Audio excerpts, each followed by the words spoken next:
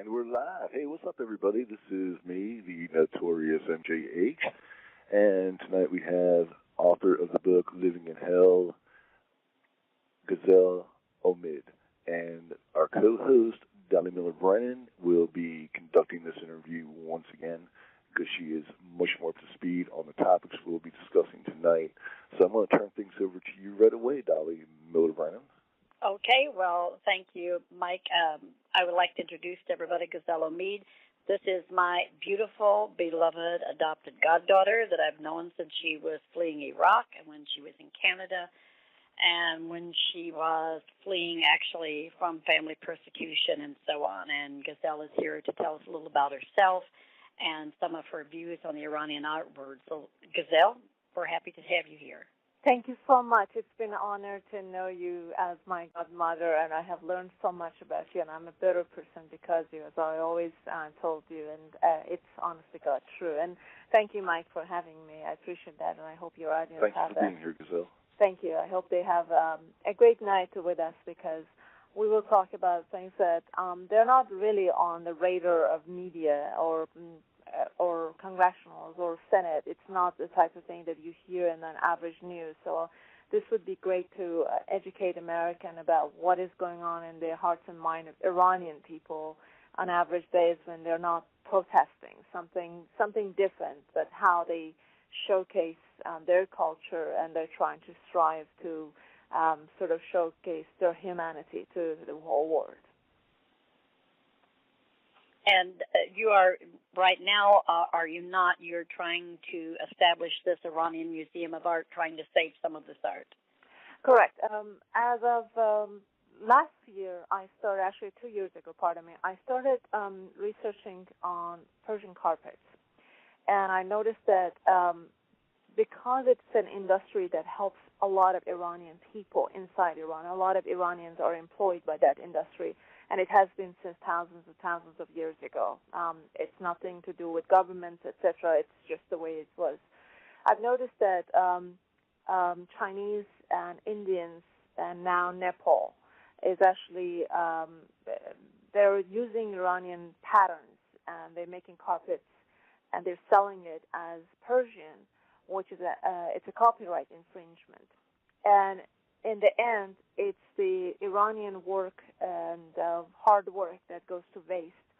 And I started negotiating with some of the other large museums in the United States and some of the galleries that they are in Iran. And I talked to them to see if we can create an online museum for American people to have a virtual tour of, let's say, entire art, whatever venue they like. They like miniature, they like modern art, they like Sepah, they like anything. They can actually have a virtual tour, and we wanted to have thousands of artists, current artists and past artists, and also ancient artists listed. I mean, when you go to Wikipedia, which is supposedly one of the best sources, you only see limited work of art, but we wanted to be linked to all the museums in Iran, and that would require to have their art be properly digitized. And because Americans can't go to those museums properly and the way that they would like, and education is something that we all need to give to our children, I thought this would be a great asset to, let's say, schools and even universities in the United States to study Iranian art. And then we have valuable art in Chicago, for example, in Smithsonian, and in Paris and in London, as you know that the Cyrus the Great cylinder just went to Iran for 4 months. And that Cyrus the Great cylinder of human right is the first charter of right, which is on a little tiny cube-shaped cylinder, and it's been there for, it's been in London for basically over 50 years, if I'm not forgotten. And we want to make sure that all this is part of this museum. So one person, just like you take a virtual tour of an apartment, we want to make sure that people can actually go to that museum, take a look at art, take a look at pages, more like you read a digitized book. You read about different pages of different artwork, different art history, and becomes fluid to us. And this is a revolutionary idea, and it comes from Iranian people and the need for artists to be showcased. And one of the things that we are trying to do, showing that despite all the turmoil in political arena and social arena of Iran, art is actually thriving. We have more beautiful pattern of carpet coming up in last decade than it was in last 100 years. And I just want people to understand that art is one way of expression for Iranian people, has always been that way. And unfortunately, these are not the kind of things that make it on CNN or Fox, etc. So we're trying to create that for them. And is Iranian art not also a means of opposition, a means of protest? Oh, absolutely. And it's always been that way to every culture if you take a look at it. An artist can draw a moody picture when he's happy or when he's sad. Most of the artists write their songs based on their personal or their sort of political ideas, and that is also true about Iran. But one thing that is always true, they believe in sovereignty of Iran. They believe in the core values of Iran. They believe in ancient history of Iran, and that's what they're trying to promote, and I'm trying to help them. This is wonderful in regard to promoting that they don't lose the art in Iran. Now, under the Iranian regime, is their art being lost? Not necessarily. They tried it at the beginning of the 30 years ago, but they tried to ban Nowruz. Now, Nowruz is one of the most celebrated time of the year by the Iranian regime. They used to call Allahu Akbar when they actually introduced something. Now, I've noticed that they all clap. Every time that they open a art museum or art gallery, they all clap. So things have changed. Even in the regime itself, they noticed that people will not buy to that idea that you should be strictly like this, strictly. People actually bended the regime instead of regime bend the people. I understand that a lot of people looking at it from outside, it doesn't look like that, but we as Iranian, it's almost like a certain flavor of your country, and no matter how much I look at it, it may look the same. A steak from Louisiana, a steak from Chicago may be the same, but you know that it tastes different. And the same goes for my culture. When I look at things, I see a progress, even though it's on the snail side, basically. A snail pace, forgive me. Okay. Now, I think everybody would probably like to hear a little bit about your background because it's so traumatic. You've lived more in your few years than, fortunately, most of us will ever have to experience. We should have 2 or 3 lifetimes. Yes, fortunately, most of us will not have to go through these experiences. I think I'm old at age 39. I can tell you that I'm just about to get retired. That's one thing. But by age 15, you had lived through a lot of this. And as Mike mentioned, your book is not stagnant. It's an ongoing process. Yes, it is. It continues. Yes. And I wish that would be. I wish I could say the last chapter has written. Unfortunately, my life has always been Highway 1 to Rockies for some reason. It's never flat. It's just I wish it would be different. But, anyways, I'm born in 1970s. I actually was a child during the 7 years of reign of Shah of Iran. I saw a lot of things back then that didn't make sense. Of course, the revolution happened, and things didn't make sense after that either. And I started questioning things very, very young age. At age, unfortunately, my life is sort of a public arena and a private arena. In my private life, I had a very abusive father that abused my mother, and then I had a very abusive brother that molested me, then basically raped me and other things. And then I had the public persona, which I became the opposition of Iranian regime at the very early ages. And at age 13, I became an anti-God, basically. I said if God existed, then he would have taken care of me instead of sort of letting me live the way it is. But going back a little bit, giving a little bit of good news to your listeners, just a little light news. When I was 5 years old, we lived in the second floor of a Jewish family home. He was a rabbi, very wonderful man. His name was Sassonis, very famous in city of Isfahan, which is the sort of art city of Iran, and wonderful, wonderful family. I learned so many of the humanity lessons from him and his family. And when I became 13, my father left us, and we didn't have anything. But my mother wanted to go to Mecca.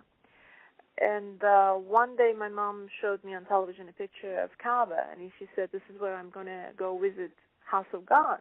And I remember telling her that way, and I still get shiver when I mention it because I'm so ashamed of myself for saying that. God knows it's true. I said, if this God of yours will help you to go to Mecca, then maybe he can make me come with you so I can visit him in person. And believe it or not, my father decided that he didn't want to go to Mecca anymore, and of course we didn't have the money. My mother had to get permission from him according to rules of Iran. He finally issued my mother's sort of allowing her to go on her own, but we had this extra Mecca trip that we couldn't use and we couldn't sell for some reason, even though it's very popular. And since we didn't have the money, my mom spoke to Mr. Sassonis, and he said, "You know what, I'll pay the money, and she can take your daughter." For some reason, I made it to Mecca, and I had no passport. I had no proper identification. Everything just fell through. Within a month of that little prayer, or whatever you call it, a little insult to our Creator, and I went to Mecca, and I saw things that changed me, literally from within. And I noticed that all the things we do in the name of God, God has nothing to do with it. And we always use the name of religion in order to get where we want to be. I understood religion on a very deep level, and I'm always fearful that God may tell me, "I told you so," when I get to the other side. That it was a awakening moment for me. So I came back from that trip, and I remember right after when I went to high school, I was sort of middle school when I made my trip, and then I went to high school. They kept saying that death to America, death to Israel, and we had to get out in line and say those things. And I didn't agree with it. I decided I don't want to use the name of God and use the name of religion for anyone. I'm hating anyone. So one day when they were trying to find me and my principal was looking for me, she said, she found me under one of the tables in one of the classrooms. I literally was hidden. And she came and found me, and she said, "Why aren't you in the lineup 7 a.m. in the morning?" I said, "Because I'm sick." She says, "No, you're sick every day. I've been watching you for an entire year." Apparently she was observing me for 7 or 8 months. And when I went to the lineup, I wasn't yelling. And she stood up right in front of me, and she said, "Why aren't you yelling?" I was just opening up my mouth and closing it. And I said, "You know what? You're right. I'm not sick, and I'm not yelling." And she said, "Why?" I said, "Because I can't hate someone I don't know." And that became literally, virtually the start of my opposition. When I finished my high school, I was denied to go to a regular sort of governmental school that they pay for it. I made it through, my mom sold a lot of things. I made it through private or semi-private schools. And after that, I started reading Le Monde, and I started my French.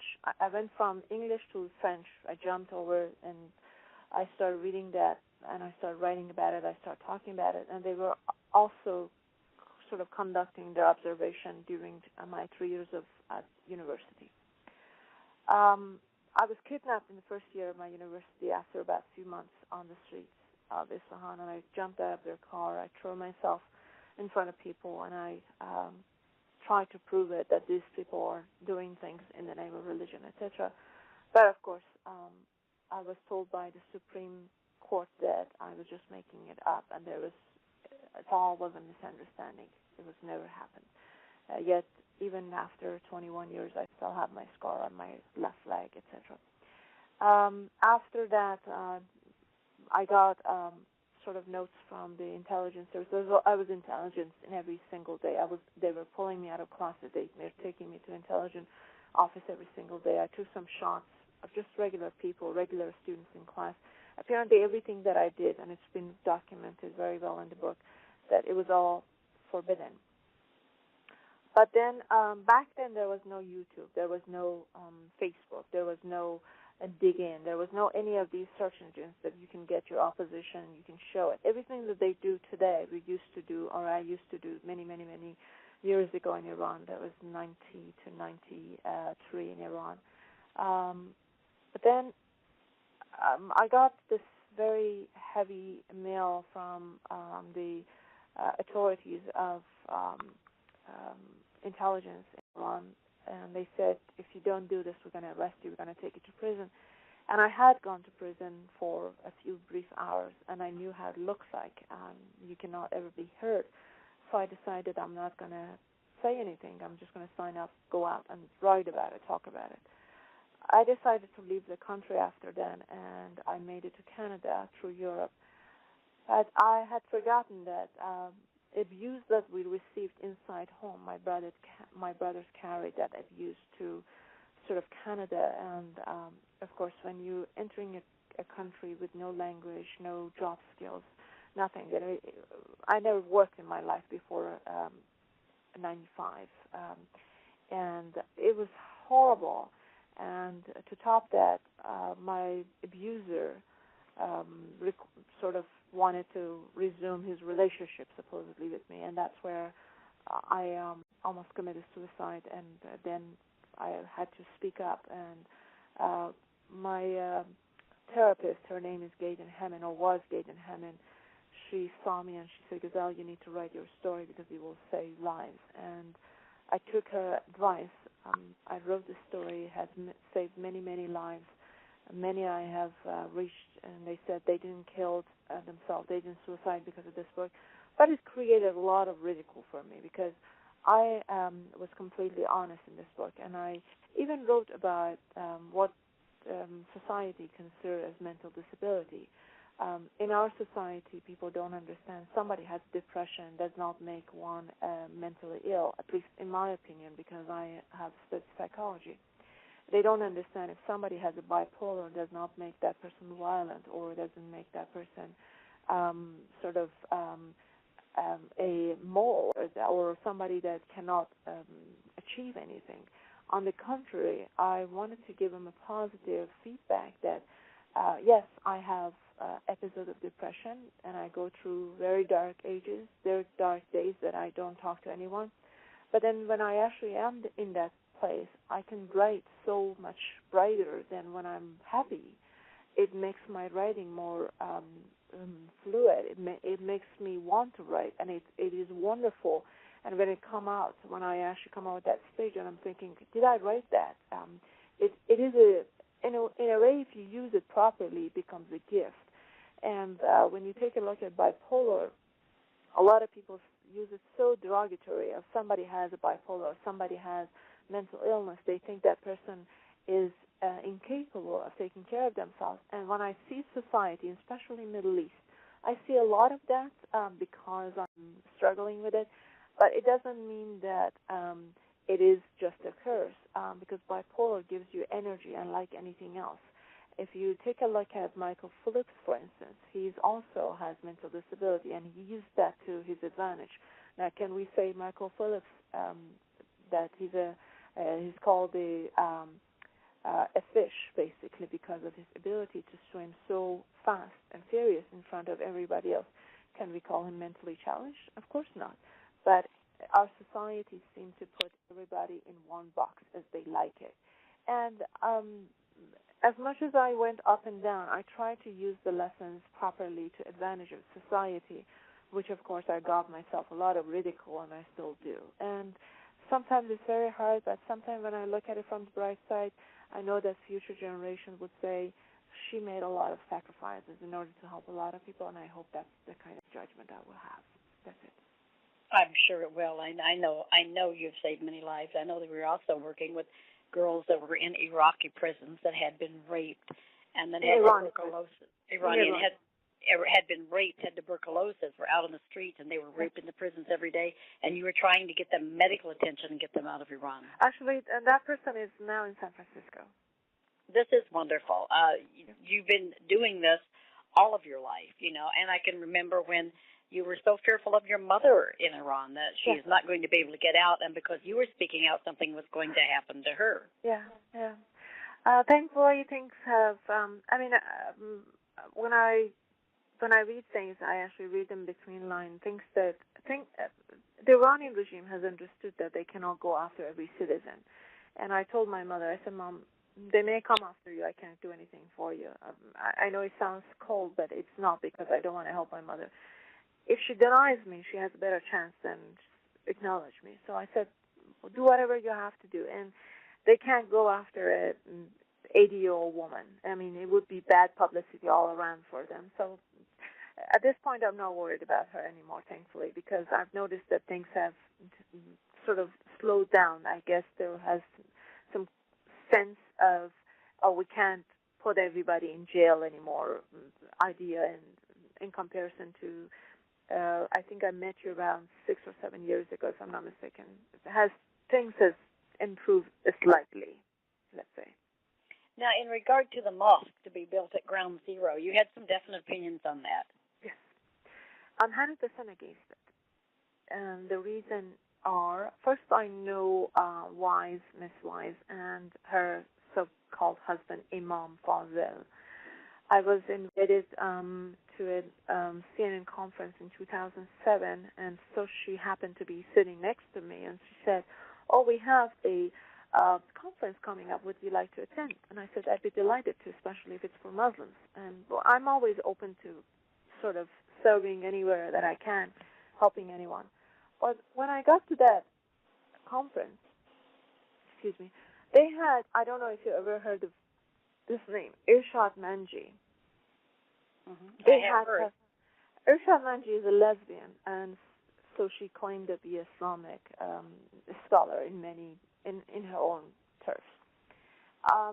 In Islam, like many other Abrahamic religion, of course, people can be gay, lesbian as they wish to, but for them to be priest or be sort of a leader or any leader in any church or anything, they need to follow certain rules. And that's not just has to do with Islam, it has to do with all the three Abrahamic religions, which is Christianity, Judaism, and Islam. So when I got there, the first thing they said, sorry, our keynote speaker, Irshad Manji, would not be able to attend. And if I knew that she was the keynote speaker, I would have never attended first place. Then I saw the Imam Fazil briefly, and it was funny because, as they say, first impressions of everything. I had some definite questions on the division of Shia and Sunni. They are Sunni, we are Shia, I'm Shia. And I noticed that his hands were on every woman's shoulder. And in our religion, it's a taboo. It's no. You do not. If you're a man, nevertheless an imam or a leader or a mullah, you don't want to have your hands over women. And I noticed that he kisses with every woman, etc., as if they all were his girlfriend. I understand American culture, but when it comes to certain rules of Islamic culture, there are certain things that you got to sort of withdraw yourself from, especially if you want to be a leader of that organization. As soon as I tried to explain to him something about Islam, he actually withdrew himself, and he didn't want to have anything to do with it. I noticed that this man is not interested in the Islamic fact, is only interested in the actually political and marketing, basically, marketing himself as an imam. The conference was a joke. It was 3 days of wasting my time. There was nothing tangible coming that. It was more like a high school camp out more than anything else. I couldn't believe my eyes that what they were doing, and they spent they had invested. Actually, they have requested $500,000 for that conference, which in my mind, we could have given it to a poor country, and that would have been a better serve of this conference. But anyways, after that, this lady Wise, they keep sending me emails, and still sometimes I get it. They keep asking for money every single week. I got really annoyed by that because they have done nothing, and they just wanted the money. So I withdrew myself from it until recently I saw the Fazil and his other partner, they are buying this place and they're saying that it's Islamic culture. Allow me to open up a little bit about Islamic rules. If you want to have Islamic center, you got to take a look at the sanctity of that house. In our cultures, in Islamic cultures, I'm talking about Iran, I'm talking about Saudi Arabia, places that we really are 99% Muslims. You can't have a house of God, mosque, in a place that people are not happy about it. It becomes forbidden. Because house of God is for everybody to go to rather than just a series of people. It's not to show off, it's not to showcase, it's for people to enjoy worshiping our Creator. And if it becomes a forcible, then prayer are not permitted in that area. It's so strict that says you can't pray in an area that people are not happy about it. For instance, you can't confiscate a land and assume that you want to build a mosque. That's one of the things that I'm highly against it when people say that, oh, we're just going to turn it to a church or turn it to something. No, you can't do that. It has to be with great pleasure of people, with giving from heart. And because American people are so worried about that, it's number one rule in violated. The second rule, there's a strip club down the road, and I'm certain that strip club is going to flourish after this so-called mosque comes in here. In our cultures, we can't build a mosque near something that would disrespect the sanctity of house of God. We're not talking about just a shop. We're talking about house of our Creator. It has to be somewhere that would be really admired rather than be hated. And the third one is these people are not going to have a call for prayer. Well, a mosque without call for prayer is almost like a church without a bell. It's not a church. They call it they changed the mosque name to Islamic Center. They say we're going to have a synagogue, a church, and a mosque. I absolutely respect all three religions, but you cannot have all three religions under one roof and call it Islamic Center. It will become a community center, not an Islamic center. But because this guy is looking forward to get funded from some other countries or some billionaire Muslims, he called Islamic Center. It's prohibited in Islam to build the church and a synagogue, and I don't mean as a disrespect. It's just a rule. Next to one another. At least there has to be some sort of diversion so people of different faith come in and they will be easily able to go to their house of worship. Then he says, I'm going to have a pool there. Well, in Islamic laws, according to Islamic laws, I'm sure you have heard of this, you can't have a mix of men and women. And according to American laws, you can't you can't decipher between the two because you create discrimination. He doesn't say that he wants a pool that would be half for women, half for male, or half this time, half that time, because that will be creating a major problem for him. He's just saying that he's going to have a pool. Then he's going to say, he has said that he's going to have a restaurant there. According to Islamic laws, again, these are all not political, not human, not first right, but these are all Islamic laws. He says it's going to have a restaurant. Well, in restaurant, you have to feed people. You can't feed people pork. You can't feed people certain food. You can't have drink. You can't have liquor. You can't have certain things. And you have to have, as you say, kosher. We call it halal meat.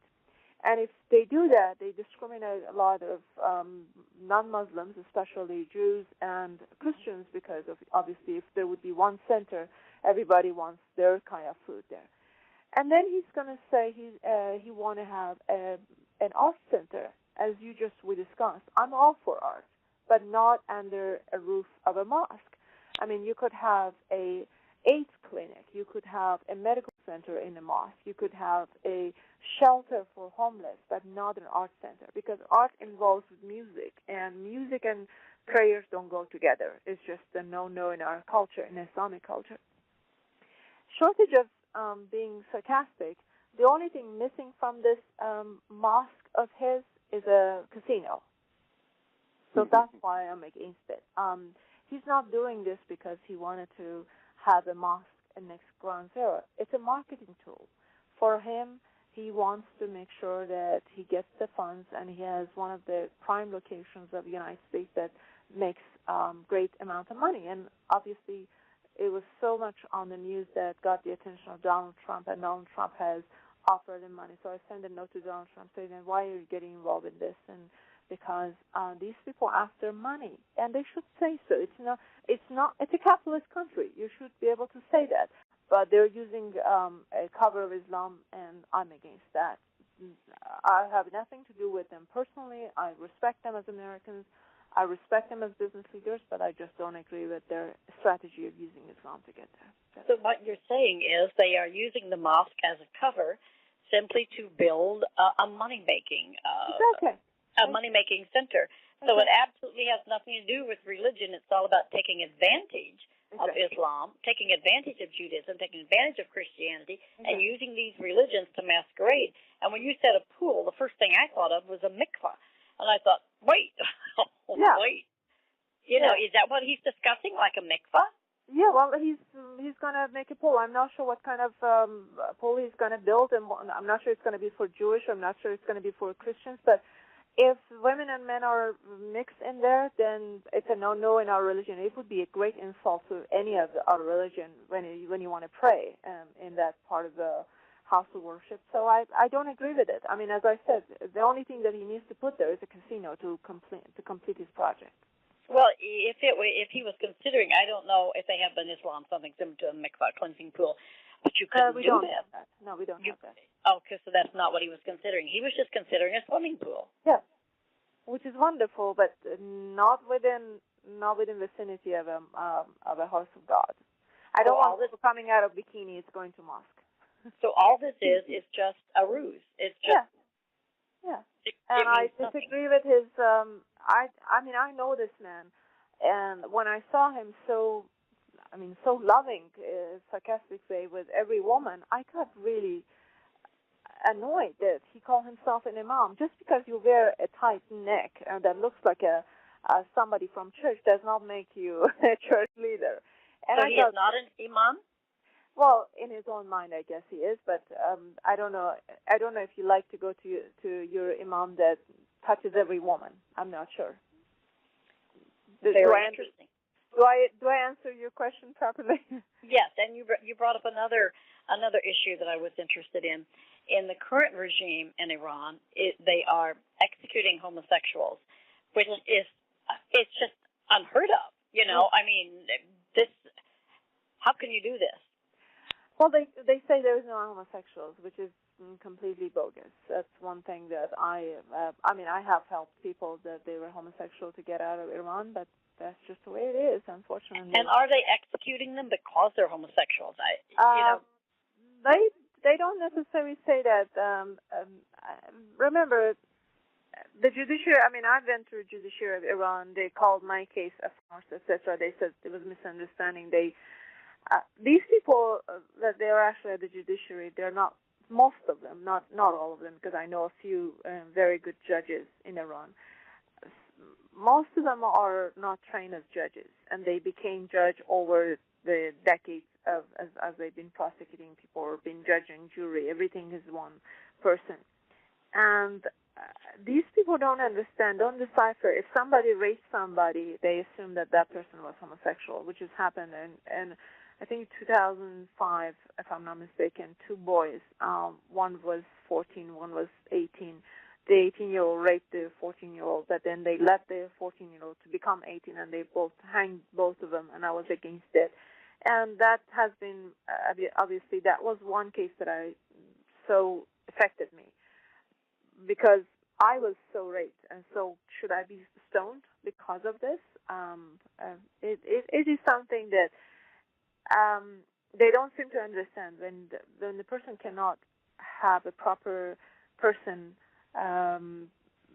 defending of that person. And also, there's no such thing as CSI. There is no such thing as crime investigations in Iran in a proper manner. I mean, you take somebody's word against somebody else's. You take somebody's witnesses that they have been lying. I mean, I had witnesses against me that they came in line. They were not even there. I know that for a fact. And those are kind of things that happens in Iran. And you call whatever it is, but that's basically a type of a mob investigation, and unfortunately, that happens.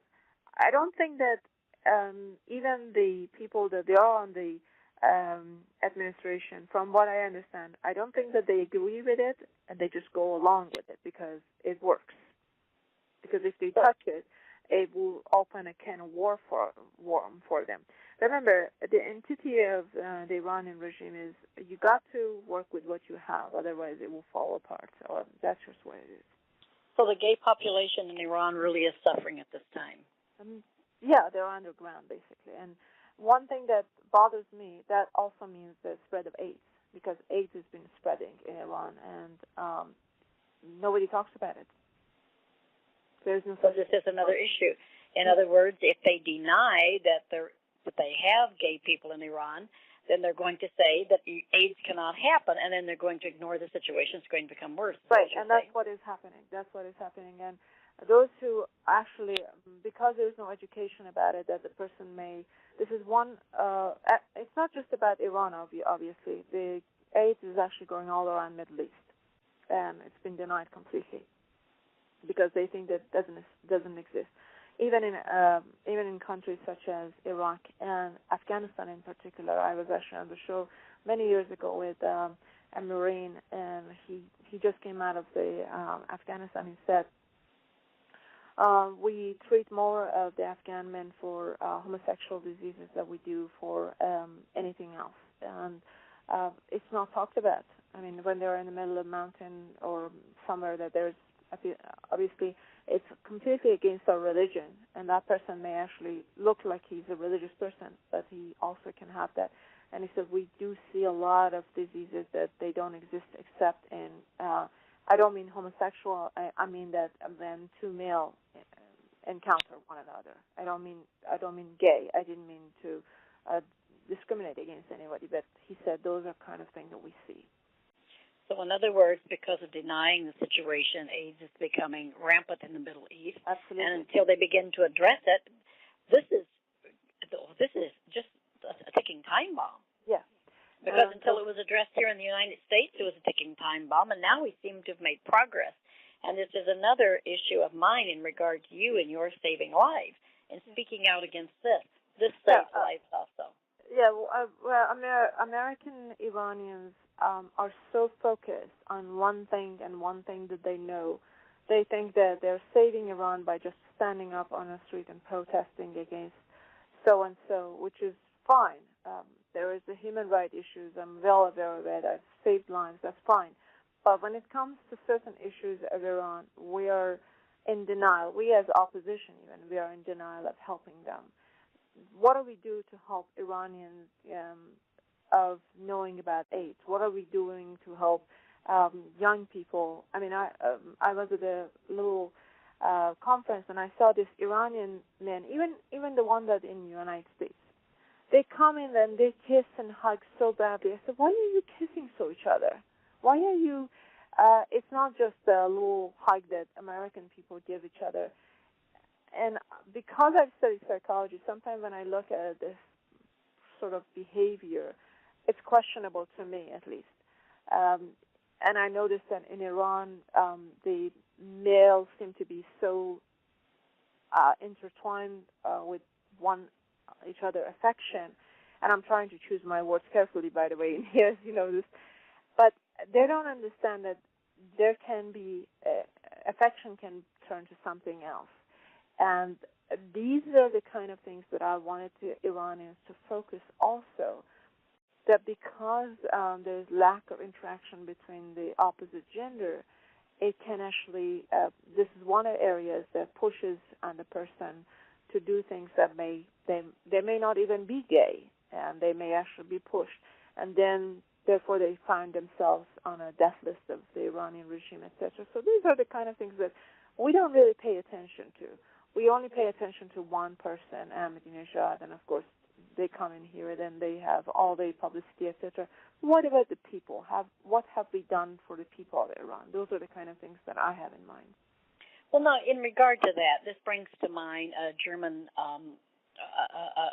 figure that had written, and then he was from the university, and then he was let go.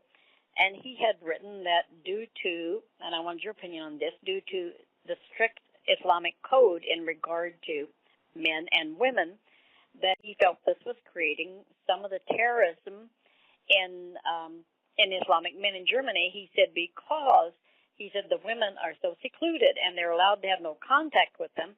He said they are picking up with, his exact words with, they can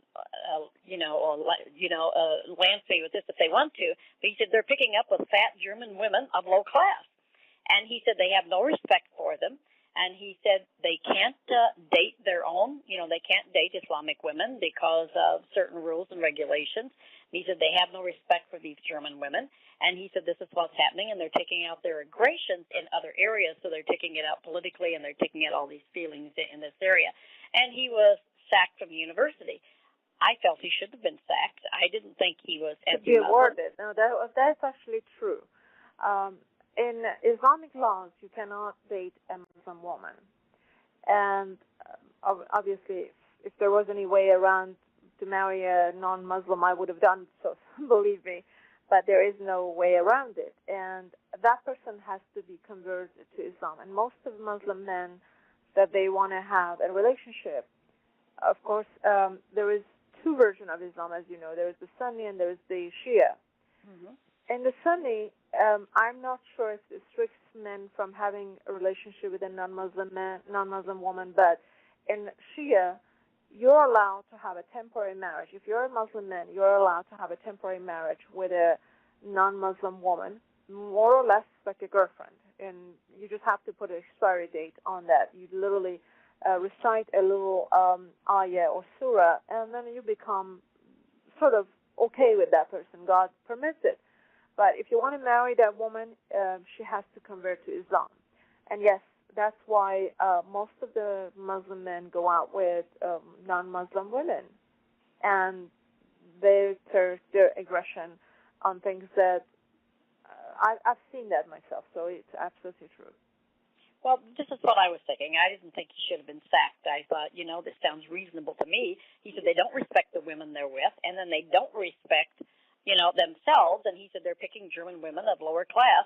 He said are so happy to have a man in their life, they don't care how he treats them. And he said he treats them badly. He feels guilty about it. He goes out and takes his aggression out in political moves. And I wondered what your feelings were on that. And you seem to agree with him.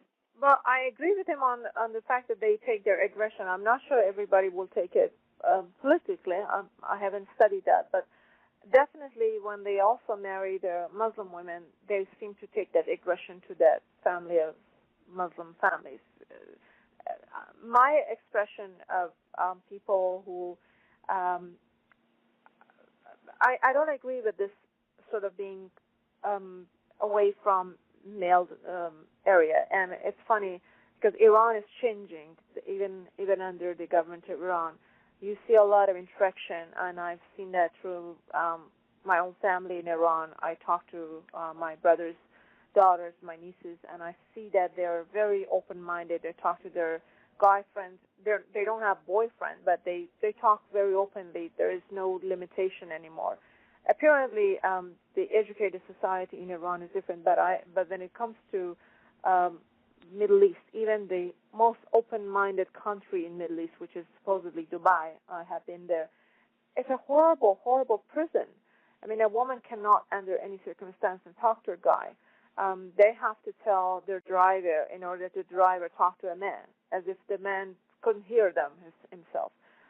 But speaking of a Muslim, I understand the frustration. I understand that German was true. At least I'm not sure about the political side, but I'm pretty sure that the aggression will continue with that person, and it could be very well turned to a political aggression. But I can tell you Iranian youth are changing it, which is wonderful news in contrast to that. Well, he was let go for being anti-Semitic and anti-Islamic, and I didn't really feel like he was anti-anything. I thought, this guy's making sense, and then the poor guy is getting slammed for it. Well, send me his name if you may. He actually is a scholar. He's trying to research something, and why should we let go? We're becoming too politically correct, in my view. Well, and this that's wasn't his. this was an Islamic move to remove him because they said he was anti-Islamic, and he said he wasn't. He said, I'm just telling you like it is. This is what's happening. They're taking up the lower-class women, and they're becoming frustrated. Sometimes it's funny you say that, but I've noticed this not only about America, I've noticed about every country. We as Muslims, I was just telling this to a friend of mine. He's a journalist his name is James Taranto. We were talking about how we respect Muslims. He invited me to a dinner, and he took me to a Turkish restaurant, which was all halal meat. I was very impressed by that. By the way, he happened to be Jewish. And I was very impressed by that because he considered what I like, and it was wonderful. And I said, look, for all the talk that they say about Muslims, how they get offended if you don't build this mosque, etc., this is the kind of things that we really enjoy, that we be appreciated for who we are and be sort of respectful for who we are. We don't need you to bend for us. We don't need you to bend backward for us. We just need you to respect us as the way that we respect you. And I think the society in general, we're so much in fear of radical Islamists or people that they're radical in any religion that we're becoming too politically correct. Even we bend the truth in order to not hear it, and we're fear of retaliation. I believe if this article would have been written properly or a little bit less with the vocabulary that he used, it would be just award-winning. And we had a similar issue in the United States. A researcher from Harvard, she did a research, and it shows that certain age, and I pardon all the listeners, black listeners, so certain age of a black child, they turn slower than a white one. But if you take a look at the beginning of a black child, the black child starts running and speaking at very earlier than a white child. But she didn't put it in the proper context, and she had to actually apologize to black audiences. And I had read the research before, so I was very surprised of the retaliation against her. It's just sometimes we are too politically correct in many ways. I think they are very politically correct. I think he was probably very in your face with his analysis. Yes. But this was his analysis. Yes. Now, in regard to Islam and nuclear war, I think that's what so many of us are interested in at this point. And Ahmadinejad is seeming to be going ahead with saying, we are going to develop a nuclear bomb, we are going to do this, and you can't stop us. And you're saying that this is not allowed under Islam. That is not allowed under Islam, but I have been researching nuclear Iran for the last 5 years of my life, for the last 7 years of my life, but for the last 5 years very carefully.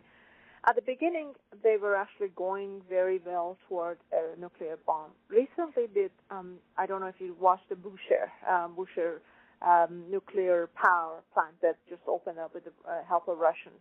I saw that conference. At this point, there are, on the Bushehr at least, they're on the power plant. And I'm not rephrasing, I'm not counterphrasing, this is what he said, I'm just telling you. They said they don't want the nuclear bomb, but they have, when you're creating a nuclear power plant, the abilities of nuclear power plant are very similar to a nuclear bomb. One can actually switch from one to another. But at this point, we still looking at the issues to see that if they want to go to a nuclear bomb. But we haven't completely seen that yet. They're actually enriched about 200 milligrams. If you take a look at how many milligrams they're enriching, they enriched about 1 milligram per day since 2 years ago. So the counterpart of that would be about 3 years to make a bomb for 300 milligrams.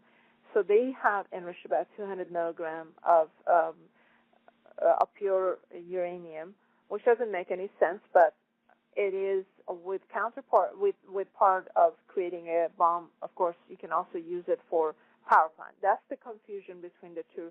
We're still trying to figure it out. However, saying that, I don't absolutely agree. I don't agree with Iran needing all these nuclear power plants because I believe Iran has 500 years of natural gas. But saying that, I also seen that Saudi Arabia doesn't need that. I've seen that Dubai doesn't need that. I've seen that Kuwait doesn't need that. But everybody seems to be in mode for a power plant. Even the United States is in mode for a power plant. And Egypt has now decided that it is going to move toward nuclear power. Yeah. Everybody, even in scientific sort of word that you're talking about, they think that power plant is the future of as you noticed in the United States, the power plant are 40 years old, and they need to sort of achieve certain number in order to catch up to China, because China is running ahead of everybody else. I don't agree with it personally, because I think then we are ending, if one of these leaks, then we're ending to create a massive environmental disaster. But everybody seems to be in mode for it. Now, if we didn't have the aggression of Iranian regime toward Israel, then I would have said it would be completely fine. Yet we're still trying to find out if they're really what they're. At this point, the first stage that they opened up the Bushehr power plant, they haven't violated any international laws in that particular plant. In that particular plant I'm talking about, not anything else. We're still trying to figure out what they're doing in the rest of power plants. So, but you would, from your point of view, you would say that Islam really does not allow for nuclear war, and Ahmadinejad's call for that then would be contrary to his statement of his devotion to Islam. Is that correct? That is correct. That is correct. Because remember, our religion, first of all, if you take a look at Shia versus Sunni, Shia has never been aggressive, and it's even when things happen, most of the things that happen in the Gaza and the places that they're happening, even with Hezbollah has become more of a Sunni version of a Shia, but we're not allowed to kill anyone. We're not allowed to aggress against anyone. Those are all against our religion. You cannot be a Muslim and for starting attacking somebody first. And of course, as I mentioned at the very beginning of this chat, people do a lot of things in the name of religion. Does not mean that religion supports it. If you take a look at Holocaust, which I'm a big believer of it, and I'm very sorry for what happened. If you want to look at it religiously, Hitler was a Christian. Do we know that Christianity agrees with Holocaust? Absolutely not. But he did whatever he does. And do I agree with certain things that certain governments does? And I've even seen some of the things that in the United States does or in Israel does. Do I agree with everything? Do you agree with Obama? No. Do I agree with everybody in the world? No. Remember, people do things in the name of religion, and that's what it is, basically. So, for example, I was talking to Mike earlier, and Fidel Castro has recently said to Ahmadinejad, I think what he said was, in French, "Formez la bouche," shut up, the Holocaust happened. It did happen, and you need to stop saying it didn't, and you need to stop denying it. I don't understand his denial of it. I actually, for the life of me, I don't understand. But remember, people in power say things that they don't make any sense. Do you agree with everything Obama says or, let's say, Bush says? No. But they're just in power and they say things that they don't make any sense. He's in power.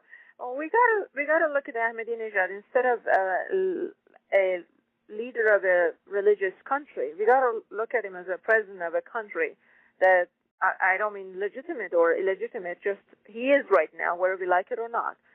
When he's provided secret service, obviously he's a leader of that country. Otherwise, the United States would not provide him that. He says a lot of things we don't agree. We just can't say that. Hey, why don't you agree with it? Because he likes it. He's in power. Makes sense? 5 minutes. Yes. Oh, when Fidel said that, I thought, am I seeing this right? Yeah. Yeah. Fidel is getting old. He's afraid of God's judgment, I think. I think it really is. And he was saying, and he said to the United States, don't impose this kind of socialistic medicine. It didn't work in Cuba. It's not going to work for you.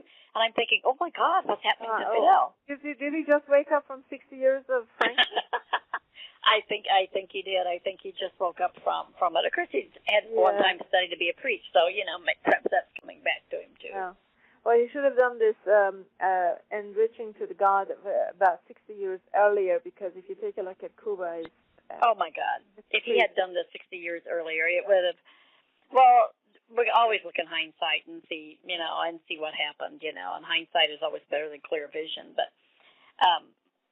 Mike, you've been so quiet. How? I'm just listening.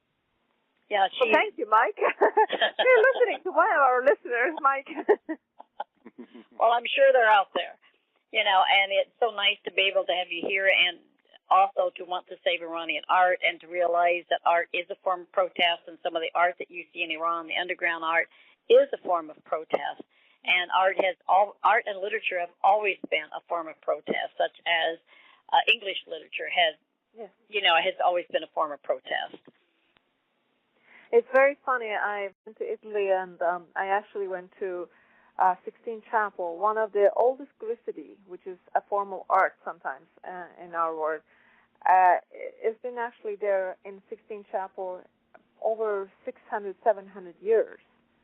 They said there's a graffiti here, and I couldn't believe my eyes. Why didn't you remove that? They said, no, we should leave it as it is. This is art.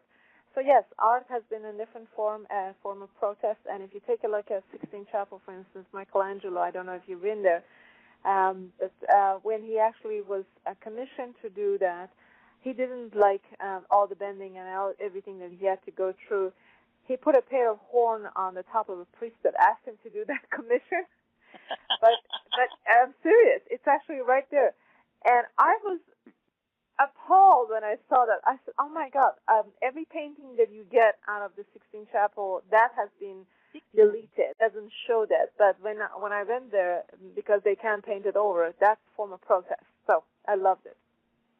Oh, yes, it does. It is a form of protest, and exactly it is, He didn't believe in that priest that he, because they said he spent, I think, many, many years. I don't remember exactly how many years, but he had to look up, and he must have got arthritis in his neck, because the way that he painted himself, I have a painting of him that his eye, one of them seemed to be a cataract eye, etc. And it amazes me. This man went through hell in order to paint this, and of course he must have been very unhappy because he got very little paid of that. And he put a pair of horn on that priest. It was just so funny to see it. So, yeah, it's been there. Form of protest. Yeah, it's a form of protest. I mean, if you go to Vatican, I've bought something from Vatican. The Vatican shop, they never put that. In every painting that you buy from Vatican shop, they actually deleted that priest with a horn. But if you take a look at the Sixtine Chapel, still there. That's the only place you can see it. So. Well, Ghazal, it's so nice having you here. Again, we want to, hopefully that we'll be able to save some Iranian art and get the word out there that AIDS is rampant in the Middle East, and that the attitude toward that of denying the gay and the lesbian community, of denying that homosexuality exists, is only promoting this, and also in keeping the men and women separated in many ways is promoting this also. Absolutely. And if people wanted to help IranFuture.org, they can look up our address. They can look up our address and send cash or donations, and I would put our bank account there very soon. And I'd be more than happy to give them they can send me their check and they can send me a note, and this is all tax deductible, so we will be delighted to receive their donations. And we even mention them if they want to mention. If they're substantial, we would be more than happy to mention their names. And so what you're doing is providing a virtual online museum to be able to appreciate art of the Mideast without actually having to go there and actually having to worry about the politics or about any of it. Just allow the art world to flourish in itself without the need for politics to being injected into it. Exactly. And some of it is on my Facebook page for everyone to enjoy. They don't need to be my friend in order to see it. It's for everyone to freely use and look at it. So. Well, thank you so much, and Mike I'm sure has enjoyed your conversation. And thank you. I appreciate your time. Pardon me? It was very informative. Thank you. Yeah, because especially with the mosque at Ground Zero, I've kind of been wondering about the other side of that, and you don't get to see that on the news, and there really wasn't much about it on the internet except for stupid stuff that I don't pay attention to. So it's to have someone who's on, basically who keeps up with the stuff from the other side of the fence, I guess, who's in tune with that at least. because, I mean, we have people, like forming groups to protest that and stuff like that. And, with that is mostly just about the location. But you really provided some insight on, what else is wrong with that. I mean, we just didn't like the fact that, that area got bombed by radical Muslims. And I have so many questions about, is there a difference between radical Muslims and other Muslims? Because even you stated at the beginning of the chat session here that, you were, as a child, you were supposed to chant or pray hate messages against who? I mean, was that like Christians or Jews in general, or who was that against? No, it was anti-America. When I say anti-America, obviously they meant to say anti-American government, but when you burn a flag, it doesn't matter if you're American or Middle Eastern. It's insulting to American people. So when they say death to America, they meant, and I don't mean death literally, as one of the American commentators went to Iran. He said they don't mean it. They mean, just like we say damn you, it doesn't mean literally a damn you. It's a form of insult, but it's still something that true Islam does not allow you to say things like that. Unfortunately, that's not the kind of true Islam that we practice in the Middle East. And I'm a researcher. I'm a soul searcher when it comes to Islam. I like to practice things on a right way rather than ways of other people. I don't agree if it's towards American government or Israeli government. If I have something to tell them, I write them a note. I don't wish them death. That's what I prefer. Well, you may or may not have heard about this preacher down in Florida. I have heard him just fine. Okay, you've heard of it. So, I get invited to that Facebook page event or whatever. I declined it because, I believe that's just fueling hate with more hate, and really I just think that guy was trying to get a name for himself. But, no, I was totally against that. Yeah. But, no, I actually reported to U.S. government about 2 months before it happened. I called them up. I called FBI, etc. They just were in denial of it. They said, oh, don't worry about it, etc. But when it happened, I knew that if it burned. But this was actually one genuine case of if he would burn Quran. You have heard of so many about jihad. This was one little case that if he would burn actual holy book of God. By the way, these are words of our Creator, not just words of a priest or something. The word jihad, the actual jihad, would have become applicable. That's one area in our religion. And I warned the U.S. government that this is something you need to take very seriously. That's why people from Senate called me and they said, how serious is that? I said, it is very serious. Take it very seriously. I'm not sure how I can make you understand it there, but this is as serious as you can get. And that's why you saw General Petraeus talk yesterday, the day after we had this little chat. And I'm not assuming that it was because of my chat with them, but it actually helped them to understand. Then your soldiers could have been in great danger in Afghanistan, in Iraq, and that's what I was afraid of. But finally, American people realized that he's doing something so wrong. And in our religion, it's against our religion to burn any holy book. I mean, I can't even mention Jesus without peace upon him. I can't even mention Moses in an insulting way. If I do that, I become a sinner. I actually commit a great sin because these are holy men of God, and God has a lot of regard for them. So when he wanted to burn Quran, it's not just it's just somebody's word. It's word of our Creator, and I was very delighted to see that American people understood that. Yeah, well, that guy was just an ass in my book. But, see, like with Islam, Judaism, and Christianity, isn't that all the same actual God? It's just like yes, they call them Abrahamic religion. It comes from the same branch, and it becomes this diversion. I'll send, actually, there is a branch on my Facebook page. If you like to, I'll send to you, but come to my Facebook page. I'll share it with you. They all come from the same branch. Abraham is the father of all three religions. Right. So. And you asked me a question: is there any difference between Islamic radical and Islam? It's almost like you're asking: is there any difference between KKK and American people? Aha. Yeah. Good. That's good, but I mean, that's a good way to put it. And that's what I thought, except then I hear that there is no difference. So, I mean, that wasn't a stupid question. Cause No. There's no such thing as a stupid question. Those people who ask these they assume these things. They're, I don't want to use the word in derogatory, but they're very uneducated about Islam. They think because somebody like Bin Laden is considered infidel in our religion. I mean, when we say infidel, he is an infidel. Infidel is somebody who does something so against religion, so against God. God would never permit anyone to kill 3,000 innocent people, whether you like with the policies of that government or not. These 3,000 innocent people, they have to be counted, and he has to answer for their life being perished. In our culture, in our religion, you cannot kill somebody without proving that he was literally guilty of killing another soul, another person, because your soul and my soul is all belong to God. That's why suicide is not permitted. And a lot of radical Muslims, they suicide, and they say, oh, you're going to go to heaven. Suicide is suicide. It doesn't matter if you kill yourself or you kill other people. If you kill yourself, good for you, and you're going to go to hell. If you kill other people, you're going to still go to hell, and you're still going to have to count for those people who killed, because our souls are not belong to us. Our bodies are not belong to us. If it was so easy, believe me, I wouldn't be here talking to you, because I have no interest for this life. Wow.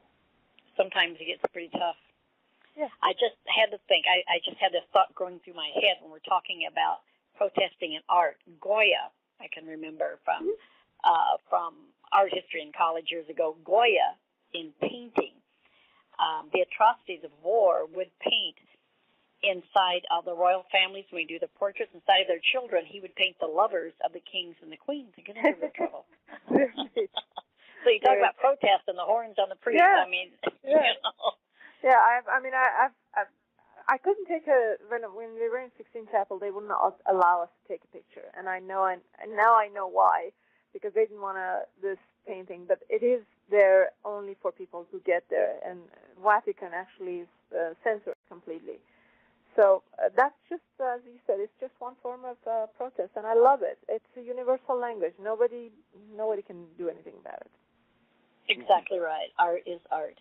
And we hope that you're going to do very well, with your virtual online museum and expose I hope so. people. I hope I come back in a year and I say something successful, because we're just starting this, and it really needs fun and needs support and needs museums in the United States. And that's one area that, Dolly, I need your help to get going with that, if that's okay with you. Yes, well, we can take politics out of the equation and just invite artists. Take politics out of the equation and say, okay, we're not going to discuss this now. We're going to discuss the people and their right to project themselves through their art. Exactly, because I think we all there is so much of the politics in mainstream media. I'll be honest with you, as somebody who knows politics, I'm sick of it, because I think people are getting deaf hearing the truth, because they're seeing so much, or they just change channel. Whereas nobody hears what the struggles of Iranian people, how the art is flourishing, and things that are happening, and what can we do to help Iranian people? Why can't we stop China for infringement of copyright? And it's very easy. Actually, it would be beneficial to American government, by the way, to American people, because if we can stop the Chinese to steal the Iranian art, then we can stop them to take of American artists. So that's the kind of thing that needs to be done. And I am familiar with the Persian rug, the Persian rug situation. And when you look at them, and some will say Nepal, and you will know that that's not a true representation. And some will say India, so you know that when you look at these, and they'll say Persian rugs, on sale, and they'll give you a really good deal on them, and then they would say Nepal and India. Aha, that's why we're getting a good deal on it. It's not a Persian rug. Yeah, and what I'm bothered by it, well, those countries want to have rugs, that's fine, but they should draw their own patterns. They shouldn't be, and if they want to take our patterns, that's also fine, but they have to pay royalty for it. They're not paying anything for the artist. And that's Who's that, India? Yeah, India, China, Nepal, they're doing that right now. Pakistan. They're just reproducing your rugs, and correct. But they're not. They're selling cheaper because they're not authentic. It's a counter. It's like a Fendi and the cheap Fendis. That's the kind of, they destroy the industry because they want to make money out of fakes. But this has to stop. I mean, I understand Fendi may be able to get a lawyer to defend for Fendi or Gucci, etc. But Iranian artists, they don't have anyone to fight for them. And this is a major problem for Iranian people. And I want to help somewhere I can. So to help them to be able to produce their art and to be able to receive the rewards from that art, rather than that's how I feel about the Jeep Cherokee. Yeah. Yes, you know, excuse me, a Jeep Cherokee. Okay, is my tribe getting anything for this? I don't think so. Yeah. Yeah. I feel offended when people say that, oh, it's a Persian carpet, it's made in India. I said, well, show me the proof that these people paid for the design. I understand. And by the way, because the Persian art, the Persian carpet has been in our culture for thousands of years, they evolved. Everything is handmade, but most of the other carpets you get from, let's say, India and Pakistan, they are not handmade. They're machine made, but they're. So I am familiar with that. To know the difference between the machine made and the handmade. And well, they don't disclose that. And also, what happened because we put this carpet through extreme process of cleaning up, etc., etc. It's been processed for almost a few years before a carpet comes to your hand. There's no smell. There is just absolutely clean. But when they sell the carpet, somebody brought me a carpet. It was smell like, forgive me, it was like smell like poop.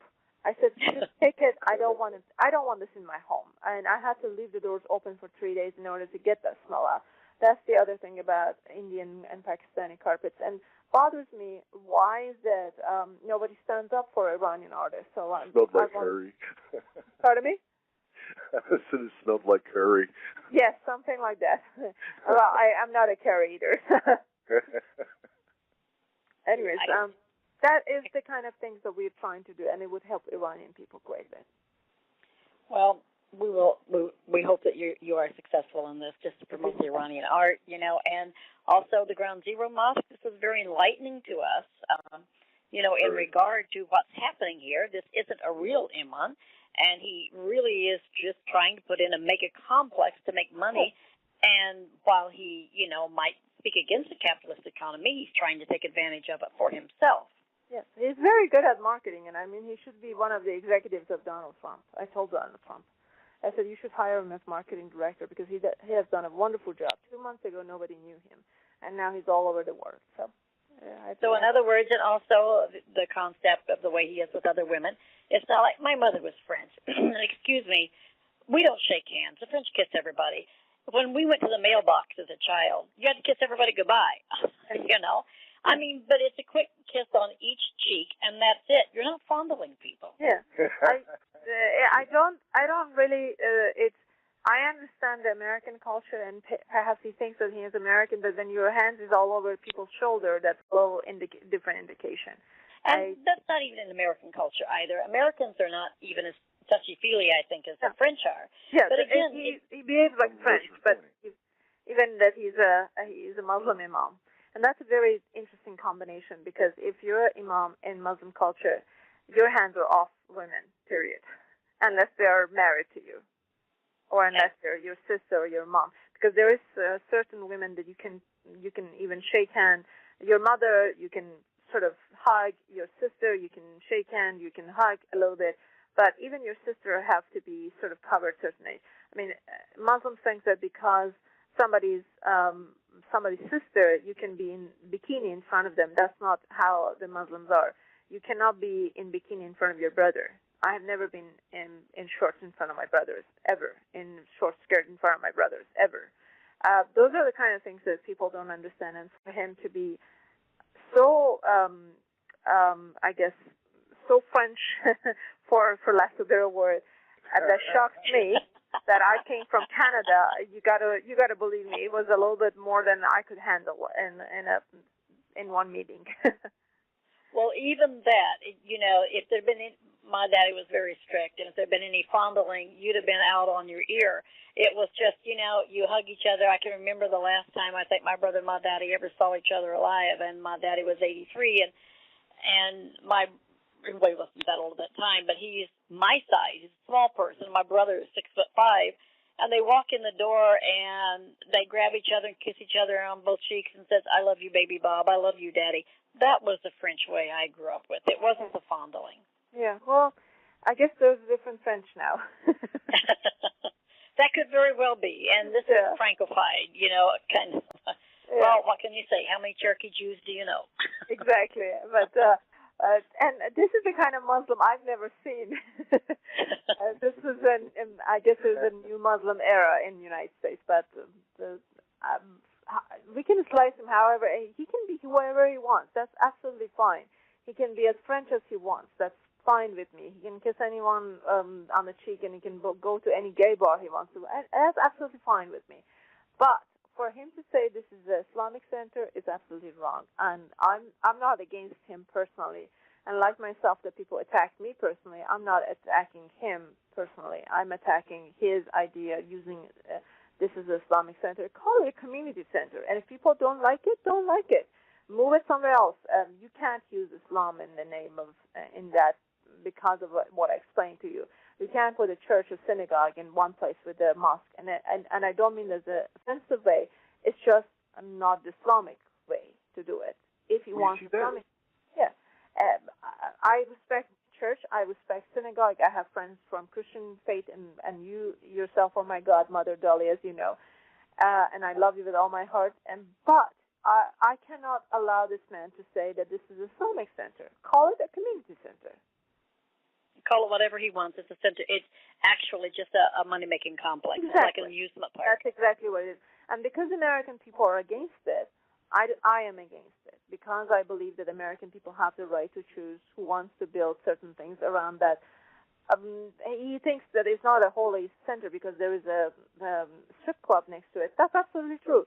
And why he wanted to build an Islamic center or mosque there? If it's not holy center, if it's not good enough for 9/11 holy ground, then why he want to build a holy house of God there? I just don't get it, and I'm against that idea. And I think Americans do react to it as holy ground. You do say, well, a lot of people lost their lives here, and it's like the Vietnam War Memorial, the Korean War Memorial. Nothing else should go there, but just respect for the people that lost their lives and absolutely. gave them up. And as Muslims, we have to respect people's wishes, especially when it comes to things that they cherish, and he doesn't cherish that. He doesn't care for that, and I'm against it. We are a people of peace, and he makes us look barbaric. And I dislike his idea of building this whatever center, but he can take it anywhere else, and he can build it. He can put as many as swimming pool, as many as casinos, or whatever he wants in it, but just don't use Islam. That's all I have to say. Or any religion, for that matter. Yeah, or don't put it right there, I should say. Yeah. Because what it looks like, before this conversation here, before you're enlightening us on that, what's going on the other side of it, it just looks to us like the Muslims blew up New York, and now they want to put a mosque there to mark the spot. And, there really is a lot more to it. I understand that now. I figured there was, but I just didn't know what. So, when you said that it's against Islam to put something where it should be for all people, and if people don't want it there, that's it's not a good thing. You can't build a mosque in Iran or in holy city of Mashhad if people don't want that mosque. Even we were talking about Islamic culture. You cannot build a mosque when people don't want it. That's against the rule of Islam. Well, I think another thing that Americans are upset about, there was a church, a Christian church, the towers had fallen on, and they were denied the right to build there. Yeah. They didn't think it was right to put a religious site there. And there was a synagogue that wanted to build, and they were denied the right because they said they didn't feel they should put it there. And then they come out with an Islamic mosque, and people are irate, and you can understand why they're irate. But as you said, this is actually an amusement park. Right. And an amusement park should not go over a graveyard. No, I completely disagree with it. But remember, he has the authority. Unfortunately, President backed him up. Unfortunately, Bloomberg backed him up. Unfortunately, many people in politics, State Department sent him on a tour, assuming that, what he said is completely untrue. And he said, well, if we don't build this mosque, every radical country, Muslim country, come and raid the United States. Fortunately, what you saw with Ahmadinejad, thankfully you saw him that he was quiet about it. I was very grateful to that, at least that little segment that I saw him. He didn't make any, because we as Muslims, we look at this, is it going to offend our religion more than it's going to offend this person or that person or a person in the United States? We don't care if he likes it or if he doesn't like it. We don't care if Obama likes it. We care that if it's going to make our religion look bad. And if it's make our religion look bad, we as Muslims should be against it. And that's what my argument is. Well, the thing about your religion is it's not that it looks bad, it's that we don't understand it as Americans. We really don't understand your religion. And when after 9/11, and we kind of associate that with your religion, it does kind of put you all in an awkward position. Because I've always thought, you see, I have a client who's a Muslim woman. She's from Jordan. And she loves me to death. And, you know, it's like, I can't. Are you sure? Huh? I'm just kidding you. I didn't hear what you said. I was talking. I'm sorry. What did you say? I said, are you sure she loves me to death? Then you should convert and marry her. No, not like that. It's just an expression. I'm just kidding you. I know. But she's very nice. And, like her son has a restaurant, and, she's like, and I know the place and I know the guy, but I didn't know until she told me who it was, that it was her son. And she's like, yeah, you eat on us. And anytime you go in there and you tell him you eat free, his mom said, and I'm like, well, I'm not going to do that for real. Yeah. But no, I was like, thank you.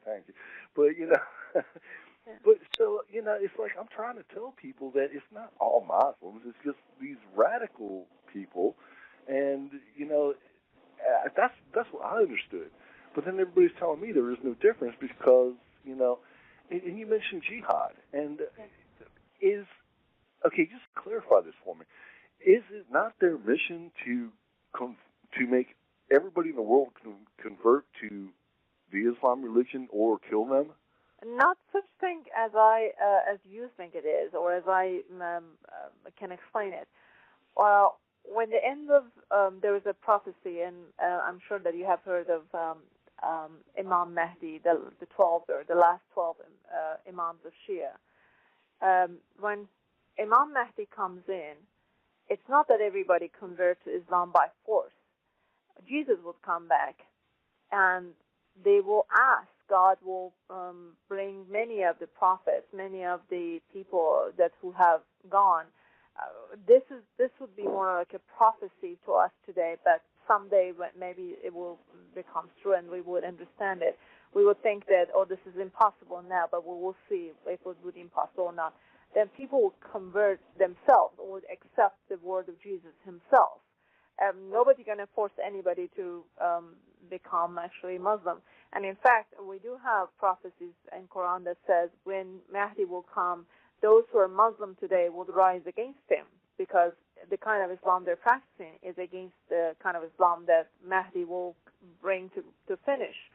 And those are the ones that getting the brunt of his killings.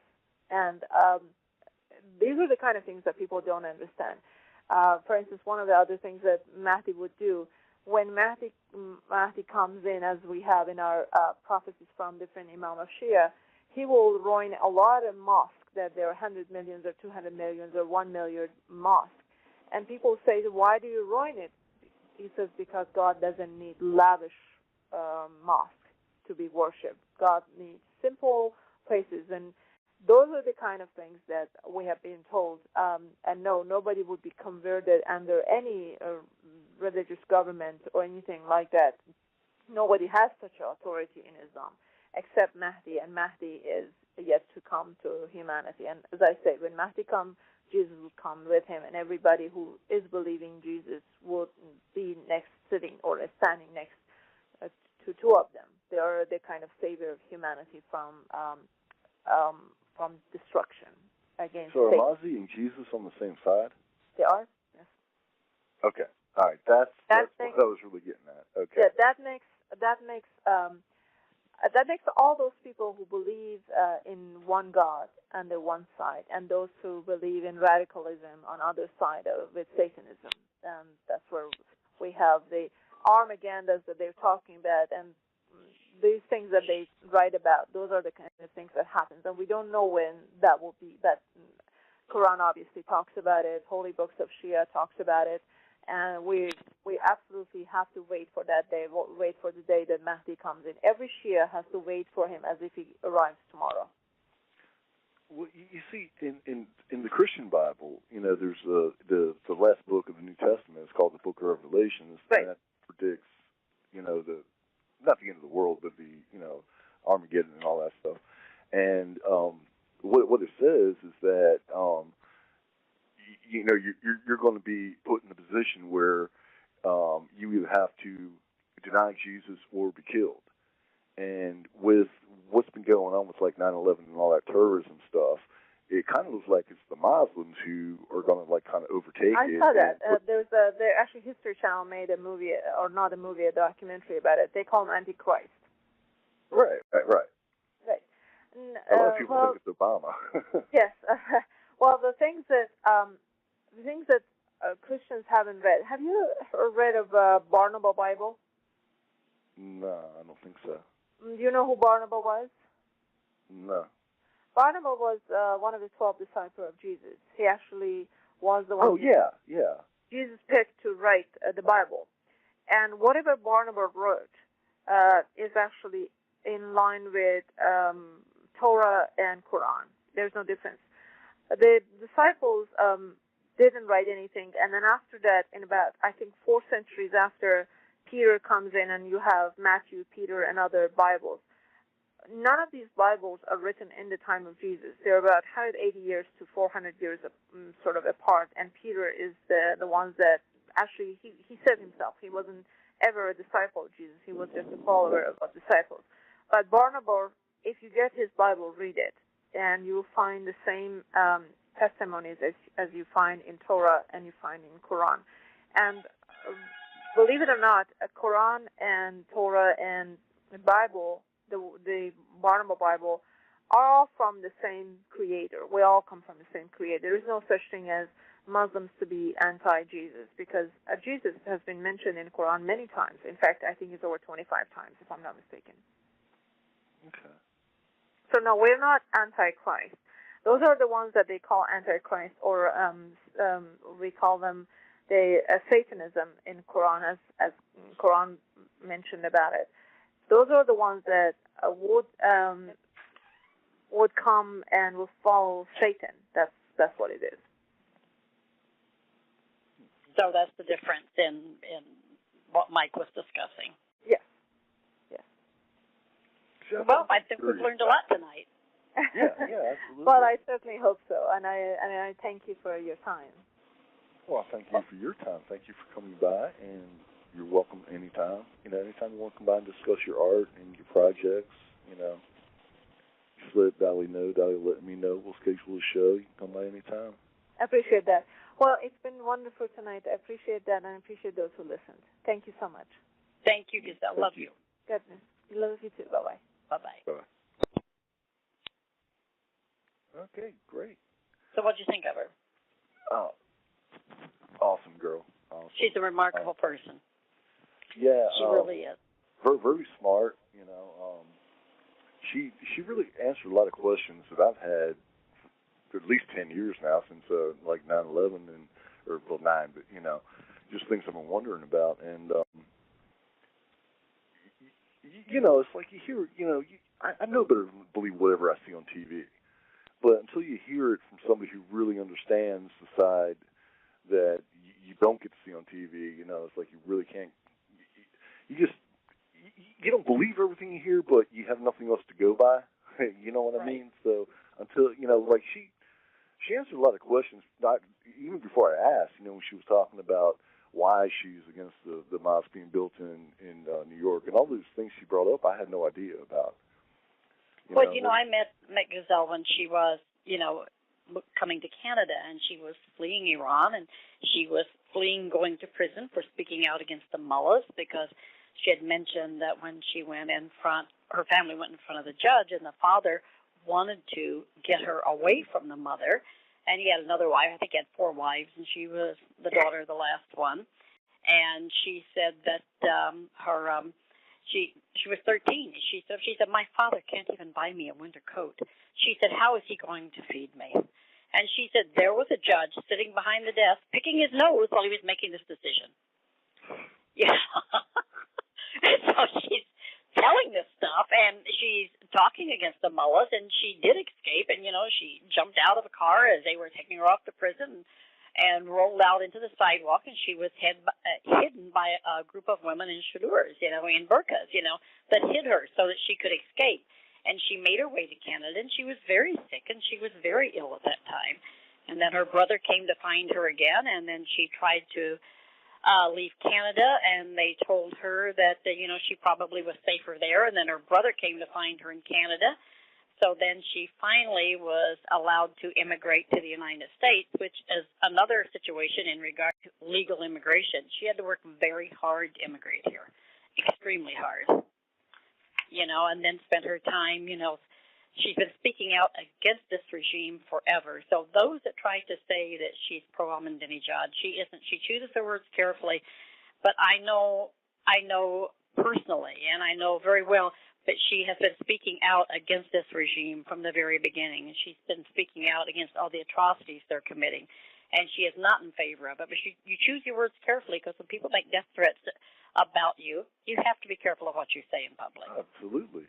Yeah, even just with the politics, the topics of politics she deals with, you got to be pretty, you got to watch what you say, because, it can be misconstrued. And, with the media, they'll take, 3 seconds of this whole 2-hour conversation we've had, and, take 3 seconds of what she said, and she didn't say it right. That's the 3 seconds that they'll play on TV and or exactly YouTube right. or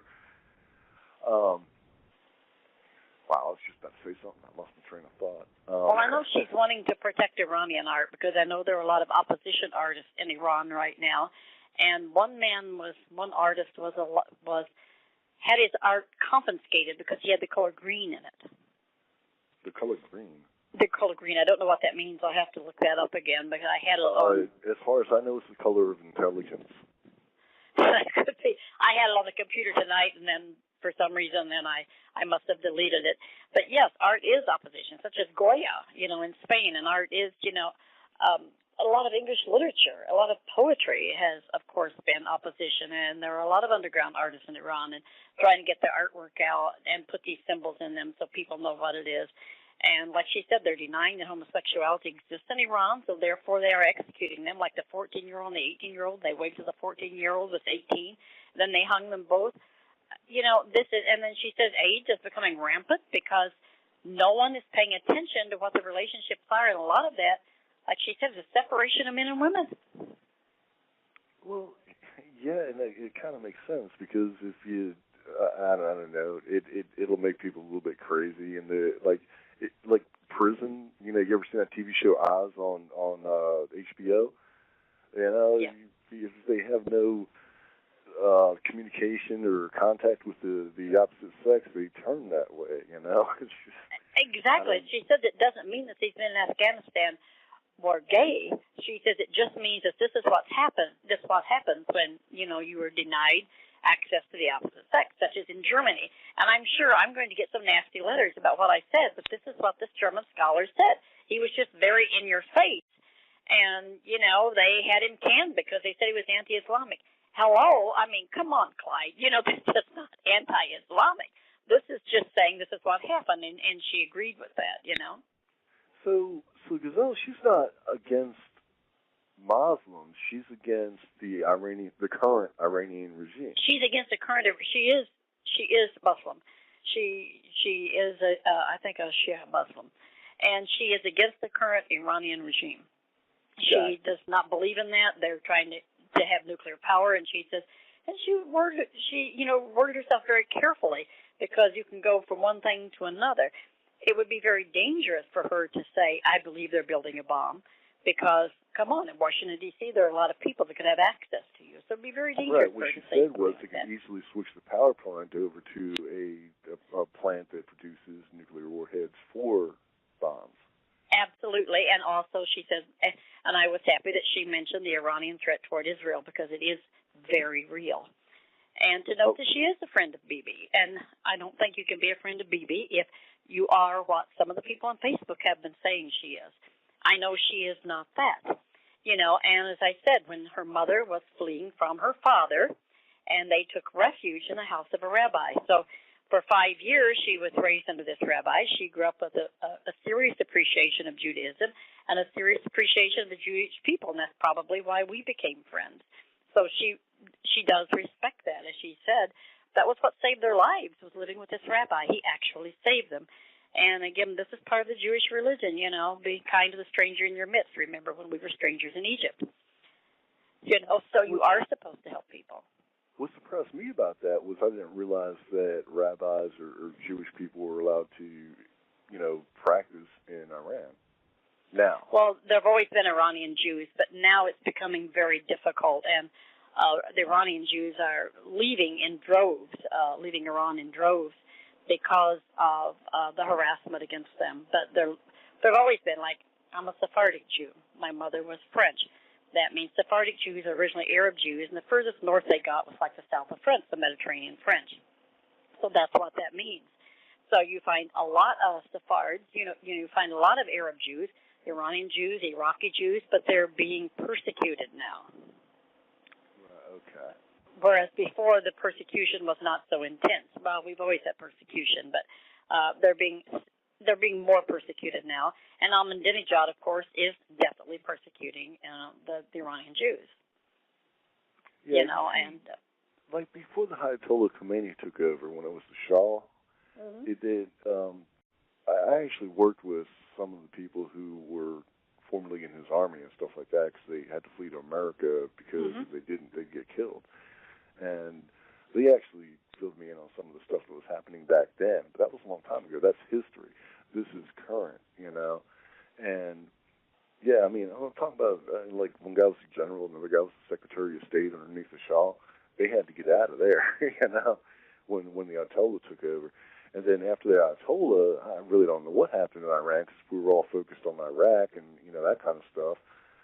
So, yeah, I'm like kind of catching up on the history of the Ayatollah. We can thank Jimmy Carter from that. I mean, Jimmy Carter, come on, he's one can shy a six-pack. I mean, this man is, when they asked him about it, he said he thought he was one of the best presidents there ever was. He's one of the better presidents because he had so much influence and he was doing so many things for so many people. I'm thinking, hello? Are we living on the same planet? Where the hell are you at? Well, you see, Jimmy Carter was in office when they took those 180 hostages, and they held them until Reagan. He got elected, but the day before he got inaugurated, that's when they released the hostages. Well, Jimmy Carter, and you can have people hate me, I don't care. Jimmy Carter's an idiot, in my opinion. You know what my dad used to call him? My dad used to call him Jimmy P.U.S.S.F.Y. Carter. Well, my daddy knew. My daddy knew Jimmy. My daddy was a truck driver, and he had known Jimmy Carter from Georgia. And he said, "My God, I can't believe this guy's running for president. I mean, hello, I was pretty young back then. I was a little kid, but I just remember they always put more, like when you watch the news, they always talked about Billy Carter more than they talked about Jimmy Carter. Billy Carter, how can you not like Billy Carter? I mean, come on. The guy was just in your face. I mean, if you have any artist in you at all, you're going to like somebody like that because he was just in your face. If you don't like me, what do I care?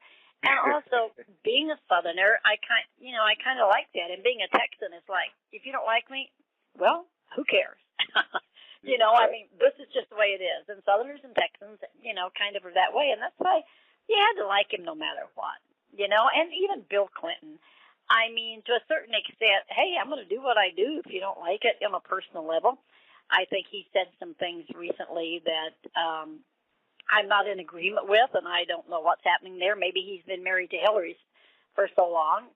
Hillary, for whom I have no respect, maybe he's been married to her for so long, he's beginning to think like she is. Maybe she's influencing him. I don't know.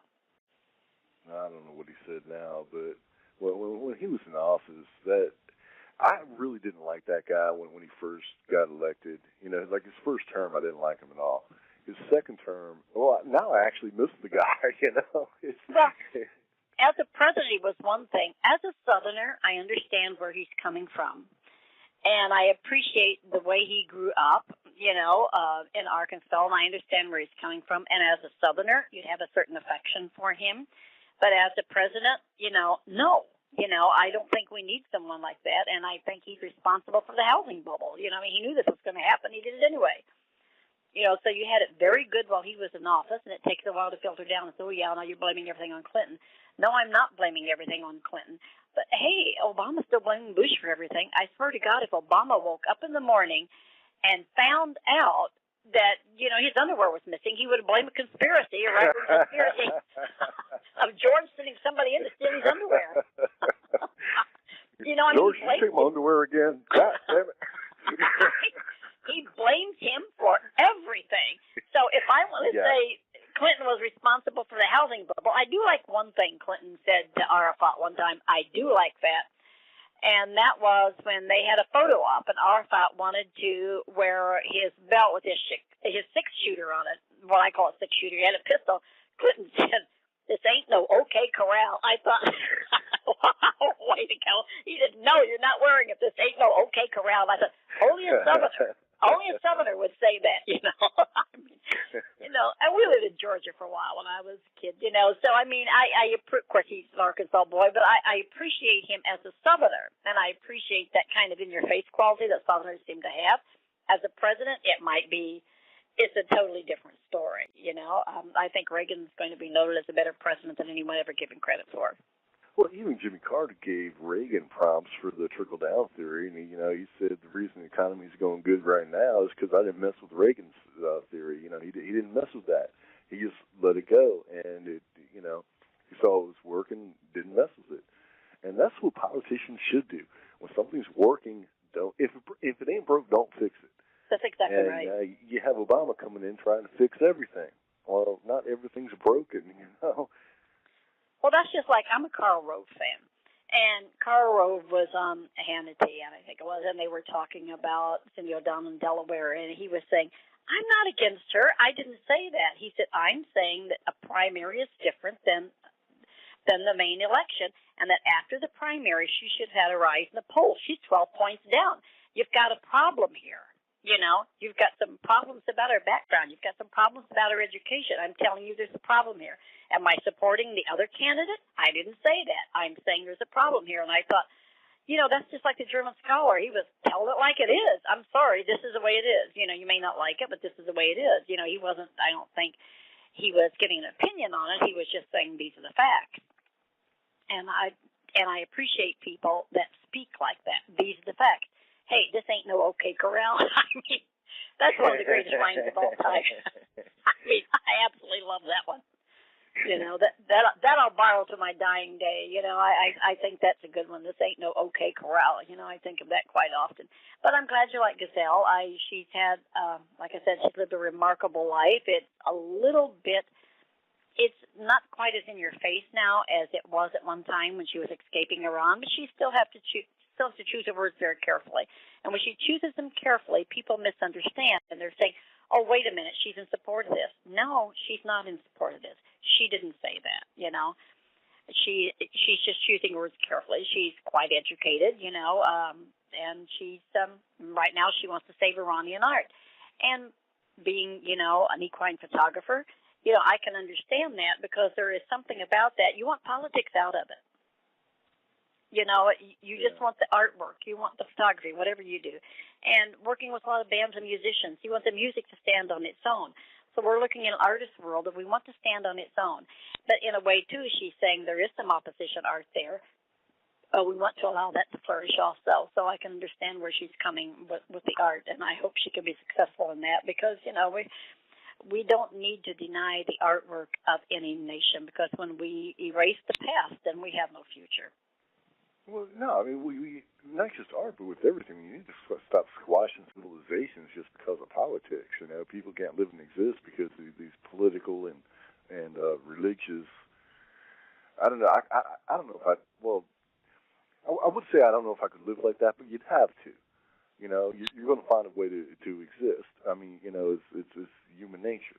You're going to survive no matter what. You know, if I was born in Iran and that was going on, I'd have to deal with it somehow.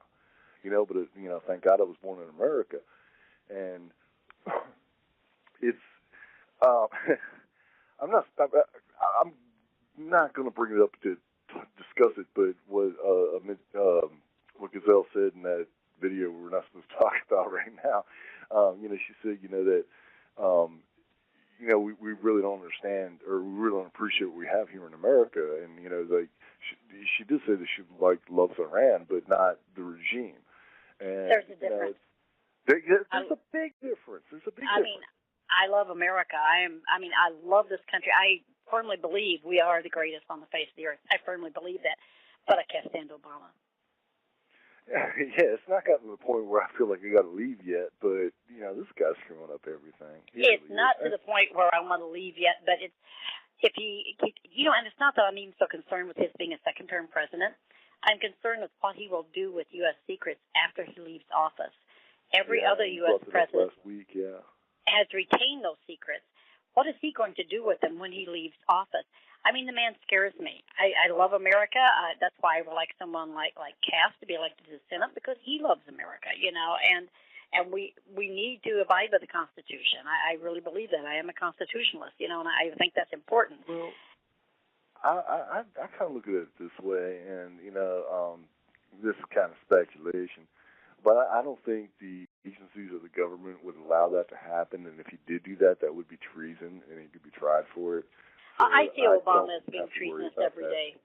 I see him as being treasonous every day. He doesn't salute the flag. I mean, so it's a piece of cloth. Nevertheless, it's a symbol of our freedom, and you need to respect it. You know, and as far as saying that latest video clip, I mean, there he is saying, hey, there were Mexicans here before there was the United States. Hello? You know, when I was in Arizona and the illegal immigrants were coming in and they were denying to me that there were ever any American Indians here. They're taught, no, there were never any American Indians. They were all Mexicans. Where the hell are you coming from? What are you thinking? I did not hear that. But here we have the latest gem out of Obama's mouth. And you can go visit WhiteHouse.com to see it. I'm sure I'll look it up probably tomorrow. I got to get to bed. But, I find, like, when we talked about that last week with Cass on the show, it was like the next day it dawned on me. I was like, that's all Obama's trying to do. He's trying to get he's trying to get reelected, so he's going to let the Mexicans vote. That's right. He wants the illegal immigrants to have a right to vote because those are the only ones that are going to vote for him. Where Mexico they're building a fence to keep out Guatemalans. I mean, hello, what's wrong with this picture here? Sometimes you're really feeling, I really feel like I'm living in the middle of the cookie truck, you know? You're on your way to the cracker factory, and you're living in the middle of the cookie truck, and you're on your way. You know, well, Mike, it's been wonderful. Maybe the Puerto Ricans are behind this, so that we'll just leave them alone for a while. I don't know. And we got to ask Geraldo that. The Puerto Ricans designed this whole thing, this whole Obama election. You know, they're behind this whole. Geraldo's bad as I am. I'm a Cherokee Jew. He's a Puerto Rican Jew. I mean, I didn't know he was Puerto Rican. Yeah, you know, I mean, we do exist. I can remember once I was on a lecture circuit with my boss, and somebody wanted to meet me, and I said, well, my boss, Mr. So-and-so, he's signing books over here. They said, no, they wanted to meet you. So I went over, and I said, hello, so-and-so. I thought, well, maybe they were from this part of the country where I'm living now. They said, no. They said, well, we understood you were Indian. I said, well, yes, I am. I'm one Porter Cherokee, and the rest. And I thought, what the hell is this, 20 questions? And my boss is walking up behind me at the time, and I said, well, you know, I'm Jewish and American Indian. Oh, well, you must look like the Jewish part.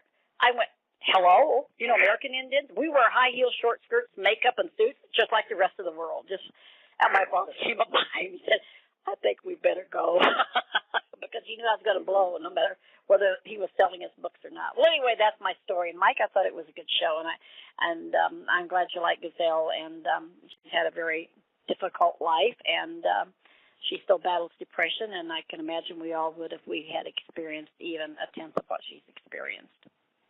Yeah, and I could actually. There was some. You commented I was being quiet, but really I was just listening. I didn't want to interrupt. I didn't want to throw things off. Well, you made some very valid points, though. You asked some wonderful questions, so you really contributed to the interview immensely because you asked a lot of pointed questions I didn't ask. You asked about Islam. I didn't ask about that. That's what I was interested to know about. I mean, it's not that I didn't care about the art and stuff like that. Actually, the art and the Mask of Ground Zero. That's what was broadcasted live. When I started asking questions about Islam and after all that's going to be on the podcast, but that wasn't live. But you see, she's an Islamic scholar. She really is. And that was wonderful. That's why, as you said, the charisma, because you're asking questions on Islam where I'm concerned with the art and the politics, obviously, a political background. So I'm concerned with those two areas. And you're coming in and saying, well, I understand that and I appreciate that, but I want to know what Islam is. So I think that's what led to a good show is when you came in on the end of it and said, I want to know about this, this, and this. Well, thanks, but I didn't really care about the show. I'm just, I wanted to know, okay, here you are, you're a Muslim, and I'm not prejudiced against anybody. It's like I said, I know Muslim people. They don't act like these people who flew planes into the buildings, But is it all a charade?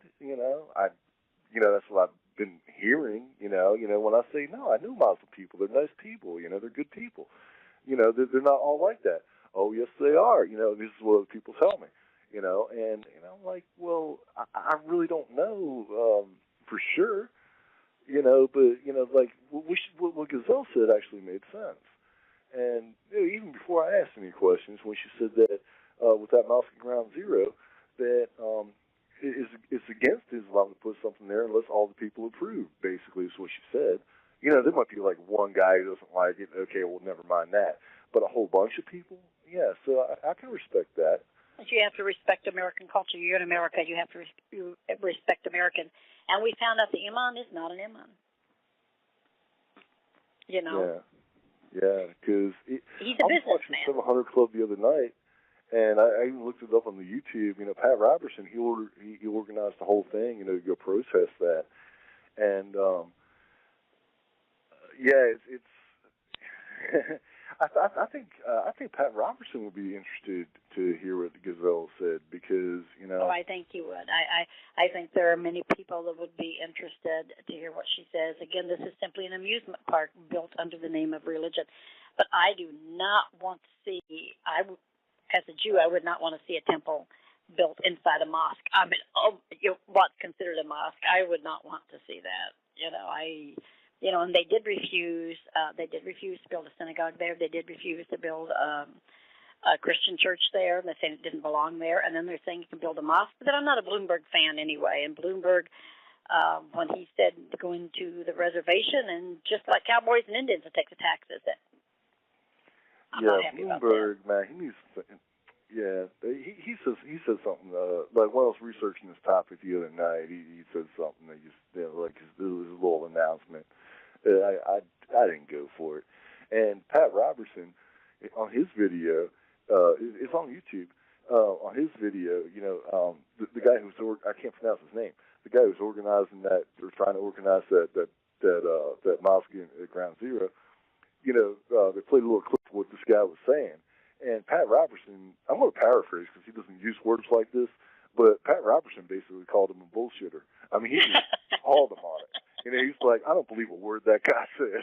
And he had that smirk on his face like he gets. Yeah. So, and then, Yeah, he does like my daddy would say, an old Texan would say, they're just a bunch of sons of bitches. Yeah. Yeah, Pat Roberts was like, I'm not buying that for 1 minute, And then Ghazal tonight, she just confirmed it, It's not Islam, it's that one dude, just like that guy was trying to burn the Qurans, No, dude, don't do that, Well, I think that got out of control. I think they just took it and ran with it. If they just left him alone, I don't think, and they wouldn't have had all this attention on it. Exactly. If the media would have just shut up about that, it wouldn't have fueled his fire. And I think what made people he was eating up that attention. I think what made a lot of people so angry with opposing his doing that was when, the U.S. government made the soldiers burn the Bibles in Afghanistan because, it was offensive to the Afghan people. And they're saying, wait a minute, they're burning the Bibles and he can't burn the Quran? So I think that's what made when did people... we burn Bibles? Oh, you didn't know that? No. Yeah, it was back in February, I think it was, where one of the soldiers was a Christian soldier, and his church had sent him some Bibles. And word came down that they had to burn them. So they took them out and burned them because they were offensive to the Afghan people, and they were fearful that he might convert them. And what he was doing was holding Bible studies with some of his fellow soldiers, because they're in a strange country. You know what I mean? There isn't a Christian church there. And they wanted to have this Bible study, and they burned the Bible, so they didn't allow him to do that. So they're saying, wait a minute, they can burn Bibles and he can't burn a Quran? They're saying, hey, wait a minute, the shoe fits. Okay, now wait a minute. This guy in Florida, he's been doing this. His neighbors and the people in that neighborhood, he's been doing this for 8 or 9 years, just trying to get attention. And this year he finally got it. So that's messed up what you just told me about them burning Bibles in Well, the thing of it is, Afghanistan. People might not have known that he's been doing this for 8 or 9 years. All they did was see it this one time. And I think what they were saying, they burnt Bibles in Afghanistan, and they're saying he can't burn a Quran here. So I think he could burn it, but if he wants to burn that, that's on him, not the rest of us. That's why I think so many people supported him, was because of that, because of the direction. And you got to remember, he had a church of like 15 people supporting him. Just the media caught wind of it, and the media caught wind of it. It spread around, and it became an issue, and he was loving it. And I don't like to speak out against other Christians or any kind of like religious figurehead, a pastor or something like that. They're good. They're normally doing good for God. They're doing God's work. So I don't really like to speak out against a preacher or a pastor or a reverend or a rabbi or anybody like that. But this guy was an ass. This was a little bit like the guy wanting to build an amusement park. It's kind of the same concept. I can get a little PR, I get a little publicity, and this is what I'm going to do. The media is blamed for it because the media didn't fuel it. Who'd know about it without CNN broadcasting the crap? This is the mainstream media fueling it because they got a few hours out of it. Yeah. The other sponsors are selling their, whatever they put in those ads, And as long as they got the sponsors, they're going to, try to get you to watch, Exactly right. But I think his daughter called him from Germany and said, Dad, please stop this. You've been doing it a long time. Please stop. It's just making all of us look bad.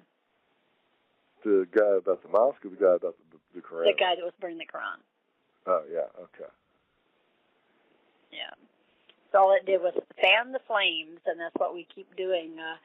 Who was that? Billy Joel, I Didn't Start the Fire? Was that Billy Joel that sang that? I Didn't Start the Fire? I'm not sure. That's an old rock song, Billy Joel. I Didn't Start the Fire. And I think that's what they were doing. They were just fanning the flames of it. Well, Mike, I think it's been a good show, and we'll be back in touch with each other. And Sunday night is Brûlée, and that's an entirely different scale. That's just art. It's musical art. It's Native American music, and that's what Brûlée, R-A-I-A-I-R-O, American Indian Rock Opera. Brûlée is the type of Sioux, Ogallala, Lakota. He's Brûlée. He's a Brûlée Sioux, so that's what that means. Brûlée, American Indian Rock Opera. And it's just a fantastic story, the odyssey of his life, and I have so much respect for his wife because when he found that he was American Indian after his adoptive parents had died and he wanted to leave the world of being an engineer and pursue his roots, she says, hey, honey, if that's what you want to do, I'm behind you. And so they went to North Dakota with nothing, and then he formed this rock group. It's all a family group, about 20 to 30 people in the troupe, and they're all family. And I think it's one of, and their music is just dynamite. Yeah, I checked some of that on the YouTube and listened to it. It is pretty good.